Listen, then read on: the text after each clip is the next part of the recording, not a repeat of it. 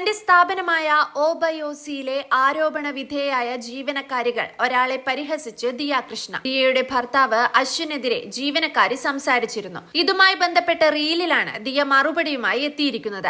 ദിയയുടെ ഭർത്താവ് രാത്രി 1 മണി 2 മണിക്കൊക്കെ വിളിച്ചിട്ട് എന്ത് ചെയ്യുന്നു എന്ന് പൂവാലന്മാരെ പോലെയാണ് സംസാരിക്കുന്നത് എന്നാണ് ജീവനക്കാരി മാധ്യമങ്ങൾക്ക് നൽകിയ അഭിമുഖത്തിൽ പറഞ്ഞിരിക്കുന്നത്. ഇതാണ് റീലിലും ഉള്ളത്. ഇതിനു താഴെ ദിയ കൃഷ്ണയുടെ കമന്റ് ഇങ്ങനെ: വീട്ടിൽ ബിരിയാണിയാണ് മോളെ, മണ്ണുവാരി അവൻ തിന്നാറില്ല. ഇതിനു താഴെ നിരവധി പേർ ദിയയെ പിന്തുണച്ച് രംഗത്തെത്തിയിട്ടുണ്ട്. ചെപ്പക്കുറ്റി അടിച്ചു പൊട്ടിക്കണമെന്നാണ് നടി സ്വാസിക ഇതിന് കമന്റായി ഇട്ടിരിക്കുന്നത്. അതേസമയം നടനും BJP നേതാവുമായ G കൃഷ്ണകുമാറിന്റെ മകൾ ദിയ കൃഷ്ണ നടത്തുന്ന സ്ഥാപനത്തിലെ തട്ടിപ്പ് വാർത്തകൾ സോഷ്യൽ മീഡിയയിൽ ചൂടുപിടിച്ച് ചർച്ചയായിരിക്കുകയാണ്. തിരുവനന്തപുരത്ത് പ്രവർത്തിക്കുന്ന ഒബയോസി എന്ന ആഭരണ ഷോപ്പിലെ ജീവനക്കാർ തട്ടിപ്പ് നടത്തിയെന്നാണ് ദിയ കൃഷ്ണയുടെ ആരോപണം. ആഡംബര ഇമിറ്റേഷൻ ആഭരണങ്ങൾ വിൽക്കുന്ന ഷോപ്പിലെ ജീവനക്കാരെ തന്റെ സുഹൃത്തുക്കളെ പോലെയാണ് ദിയ കൃഷ്ണ കണ്ടിരുന്നത്. ജീവനക്കാർ തന്നെ ചതിക്കുമെന്ന് ദിയ കൃഷ്ണ കരുതിയിരുന്നില്ലെന്ന് ദിയയുടെ അമ്മ സിന്ധു കൃഷ്ണയും പറഞ്ഞിരുന്നു. ദിയയുടെ വളകാപ്പ് ചടങ്ങിൽ ആരോപണ വിധേയരായ ജീവനക്കാർ പങ്കെടുത്തിരുന്നു.